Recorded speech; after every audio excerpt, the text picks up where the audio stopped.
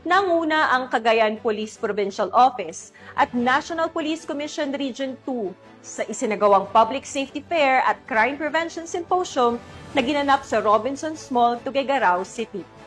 Alamin ang mga naging kaganapan ng balita mula kay Patrolwoman Janet Balad. Bilang bahagi ng ika-31st National Crime Prevention Week, pinangunahan ng Cagayan Police Provincial Office at Napolcom Regional Office 2 ang Public Safety Fair at Student Crime Prevention Symposium na ginanap sa Robinsons Mall, Tuguegarao City nito lamang ika-2 ng Setyembre taong kasalukuyan. Dinaluhan ito ng mga kinatawan mula sa iba't ibang paaralan, ahensya at lokal na pamahalaan. Tampok ang talakayan ukol sa cybercrime, droga, kontraterorismo, fire prevention at tamang impormasyon, pati na rin ang pagpapakita ng rescue equipment at kakayahan ng emergency responders.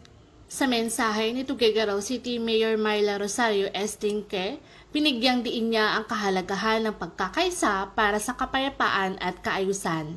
Pinuri rin ni Napolcom Regional Director Ramon M. Ranieses ang partisipasyon ng mga kabataan at ahensya. So we thank, of course, the PNP for allowing us to partner with them, and we also have our shortcomings, but we make sure that each agency actually gives his or her share of the responsibility to make sure that holistic ang approach namin when it comes to peacekeeping in our city. The safety of our residents is our priority. No?